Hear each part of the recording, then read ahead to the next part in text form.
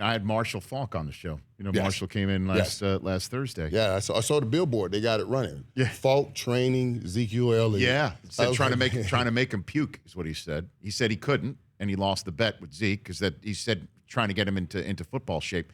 But he made the point that what Zeke is asking for is potentially less than half of what they're going to pay Dak annually. And that in the grand scheme of things. But as Jerry pointed out when they signed Jalen Smith, there is less pie. That's what he said. There is now less pie. That's how he said it. There is less pie. Rooms. He's so good at that stuff, man. He just loves it. So ask the poll question of these two guys right here, Chris Brockman, before you say goodbye to Irvin and hang out with Barry Sanders to finish out the rest of the hour. Okay, guys, which is more likely this NFL season? Gronk returns to the Pats. Zeke signs before week 1, or both? Michael, you want to take that one first? I think it's Zeke. You think he signs before week 1? I do. That's why Jerry's inching. He's inching closer and itching more. You know what I mean? I do believe he's going to sign. It's just the whole mentality. You're asking guys to be all in, and you're not doing what you need to do to get guys all in. That mentality will permeate the locker room. I definitely think he'll get it done before week 1. Okay, what do you think? How close are we? How close is Zach numbers-wise? The latest thing is that Zeke has been told, according to a report in Dallas, that it's more than Le'Veon Bell's annual salary, but less than Gurley's. He would not be the number 1 guy in terms of guaranteed dollars as well. But the latest report is he's inching closer to him. And let me tell you what because Jerry tried this when Tim Brown was the highest paid, and I was negotiating with him.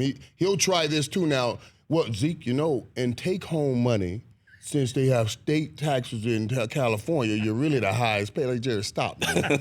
Just stop, man. Just stop, because you don't have. He tries anything when you negotiate with him. He went through the pay stub with you? Oh, my God, man. I said, come on, Jerry. FICA? You went through FICA? He went through.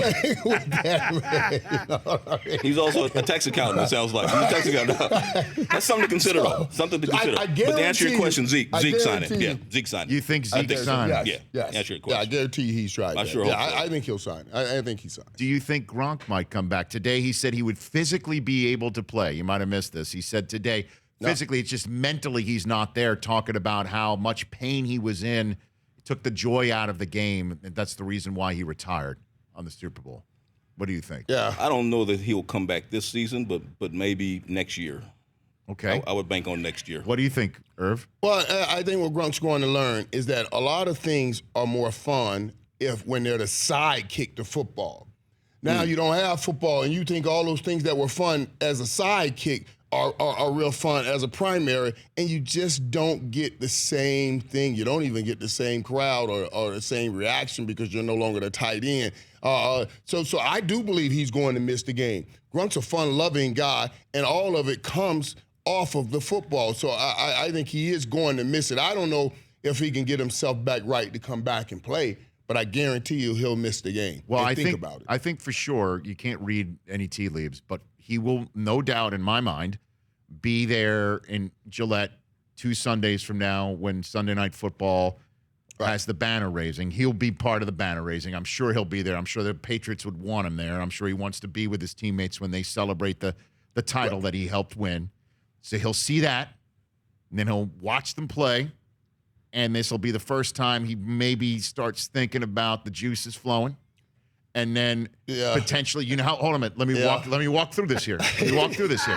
Then you know the Patriots offense might be a little bit out of sync. See this right here, Rich. Hold on a second. Now you the little Patriots and the Patriots defense annually takes a while for them to figure out how to quote unquote do your job.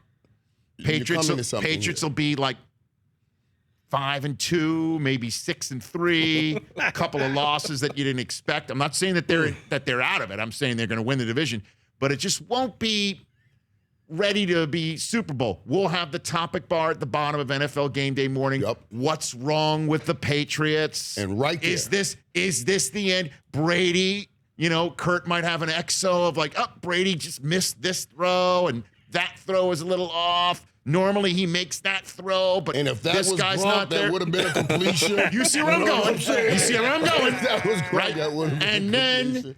the phone rings. Yeah. It's a phone call from a 508 or a 617 area code down to the believe that. 305. Hey, Rob, believe it's TB12.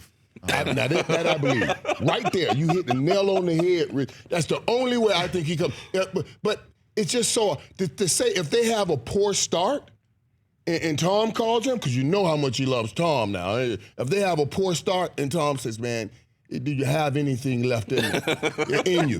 You know, then maybe there's a possibility right there. I'm saying. Right there. I'm painting the picture. Yeah, that right there could happen. But how much of a possibility is it that the Patriots We have have a no poor idea. start? Before I say goodbye to you, or if I just while we're on the subject, did you ever get those calls after you retired? I did.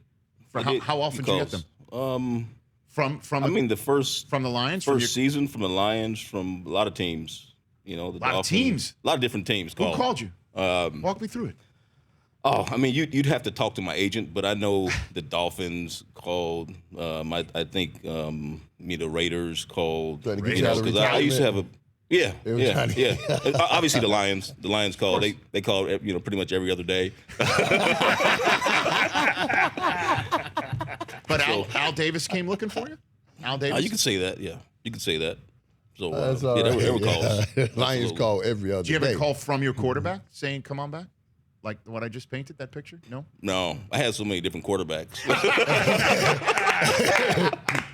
That's funny. I had lunch with Troy after I decided, my neck was, Troy, he looked at me and said, "Michael, are you really, is that it really?" I said, "Troy, my neck's broke. That's it. What are you talking about?" It's hard. You have a relationship with those guys, you play with them, and I think that's exactly what Gronk will go through. At some place, if it gets bad for TB12 and the Patriots, and Tom calls him, that would be a tough decision for him to stay away. For more of The Rich Eisen Show, tune to Audience Channel 239 on DirecTV for free on BR Live or download the Rich Eisen Show app.